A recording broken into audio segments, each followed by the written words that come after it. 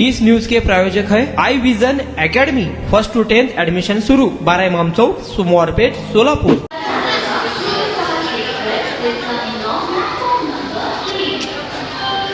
महाराष्ट्र राज्य जनहित शेतकरी संघटनेचा विजय असो। महाराष्ट्र राज्य जनहित शेतकरी संघटनेचा विजय असो।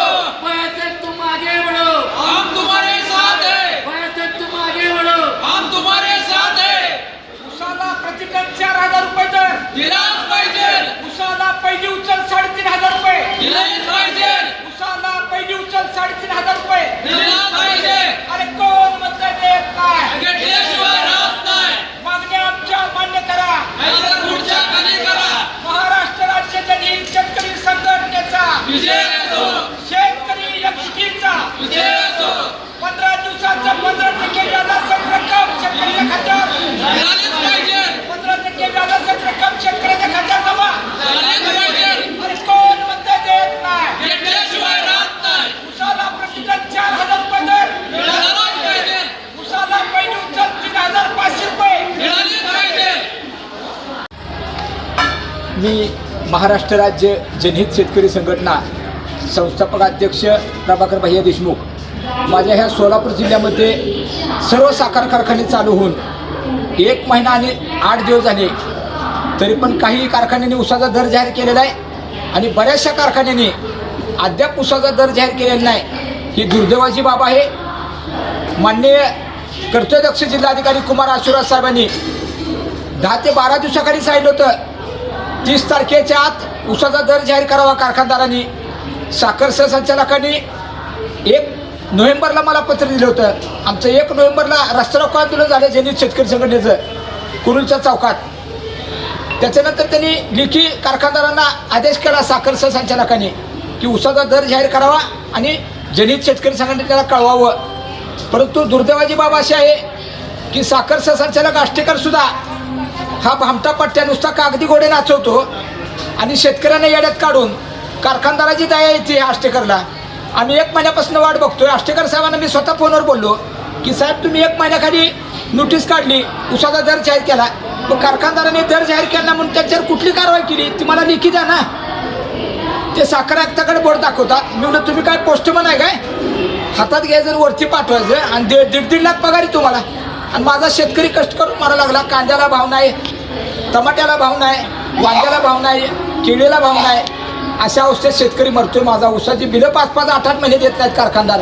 आणि अशा अवस्थेत तर गेल्या वर्षीचे जैन कारखाना असो, गोकुळ कारखाना असो, सहकार शिरोमणी, सिद्धेश्वर, इंद्रेश्वर, सिद्धनाथ कारखाना हिने थकीत बिलं गेल्या वर्षीची उशिरा दिलेली असताना 15 दिवसाच्या आत जर ऊस उत्पादकाचं बिल त्याच्या गळपास आलेलं उसाचं खात्यावर नाही जमा झालं तर 15% त्याला व्याज देणं बंधनकारक असताना हे साखर आयुक्तसुद्धा कमिशनर पुण्याचे डोळे असून आंधळ्याचे आणि कान असून बहिऱ्याची भूमिका घेतात. ह्यांना साखर संचालक आष्टेकर म्हणतात. मी साखर आयुक्ताला कळवलंय पण साखर आयुक्तानं कुठलीही कारवाई केलेली नाही. आणि सहकार मंत्री, राज्याचे कॅबिनेट मंत्री आदरणीय बाबासाहेब पाटील यांनासुद्धा 4 महिन्याखाली एक निवेदन दिलं होतं. साधं 4 वेळेचं उत्तर आलेलं नाही. अरे तुम्ही कुठल्या कामासाठी खुर्च्या घेतलेत, कुठल्या कामासाठी या शासनाच्या सुविधा वापरताय, 1-1 कोटीच्या गाडीत फिरताय, 2-2 कोटीच्या बंगल्यात राहताय. अरे आम्ही जनतेने तुम्हाला नेते केले, मंत्री केले, आम्ही शिक्के मारल्याशिवाय तुम्ही आमदार झाला, आमदार झाल्याशिवाय मंत्री होता काय? ह्याची जाणीव ठेवलं पाहिजे. लोकांच्या जनतेच्या कामासाठी तुम्हाला खुर्च्या दिलेल्या आहेत पण हे वाहनातनं हरपलेले आहेत. विशेष वाटतं माझा शेतकरी अक्षरशः उद्ध्वस्त झालेला आहे या बाबतीत. या गोकुळ कारखान्यात तर अक्षरशः करामत केली आहे. मला विशेष वाटतं ज्या गोकुळ कारखान्यावरती गेल्या वर्षीचं थकीत बिल दिलं नाही म्हणून माननीय दक्षिण तालुक्याचे तहसीलदार, माननीय जिल्हाधिकाऱ्यांच्या आदेशाने RRCची कारवाई झालेली असताना अनेक शेतकऱ्यांच्या अजून उसाची थकीत बिलं काय निम्मी दिली ती काय दिलेली नाही ती ही अवस्था असताना रेकॉर्ड साखर आयुक्ताच्या कार्यालयात असताना ह्या गोकुळ कारखान्याला कुठल्या बेसवर त्यानं उसाची मुळी टाकली, शेतकऱ्यांची उसाची बिलं बुडवून. ही दुर्दैवाची बाब आहे. साखर आयुक्त, सहकार मंत्री या बाबतीत का गप्प असतात याचं उत्तर आम्हाला मिळेल नाही. 1 तारखेला नोव्हेंबरला रस्ता रोको केला कुरुलमध्ये. वाट बघून आता पुणे साखर आयुक्त कार्यालयासमोर 8 तारखेला सोमवारपासून बेमुदत धरणे आंदोलन करतोय. साखर संचालक आणि दक्षिण तालुक्याचे तहसीलदार ज्याने RRCची कारवाई केली आणि परत तो कारखाना विनापरवाना चालू कसा होतो. आणि हे तहसीलदार काय गप्प बसलेत, जाणून बुजून दुर्लक्ष करतात. ह्यात शक्यता वाटते भ्रष्टाचार झालेली शक्यता नाकारता येत नाही. पाकिटमारी चालू झालेली असं वाटायला लागले. पण शेतकरी आयुष्यात उठतो त्याच्या जगण्याचं पंचायत झालेलं आहे. अशा अवस्थेत आमची महत्त्वाची मागणी आहे, साखर संचालक आणि दक्षिण तालुक्याच्या तहसीलदारांना तातडीने चौकशी करून निलंबित करण्यात यावं. प्रतिटन उसाला 4,000 दर द्यावा. पहिली उचल 3,500 रुपये दिली पाहिजे. अरे कोल्हापूरला 250 किलोमीटरवरती 3,836 रुपये दर दिला जातो. गुजरातला 41 दर दिला जातो.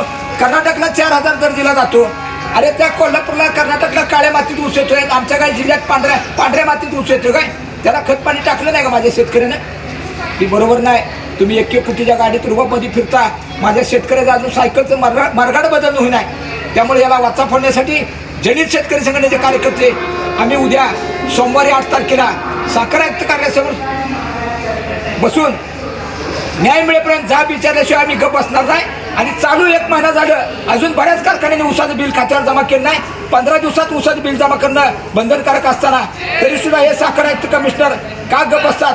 ह्या साखर आयुक्ताची चौकशी लावल्याशिवाय आम्ही सोडणार नाही. याची जबाबदारीने नोंद घ्यावी आणि 15% व्याज या गेल्या महिन्यात ऊस गेलेल्या शेतकऱ्यांच्या खात्यावर जमा करावं, ही आमची ठाम मागणी आहे.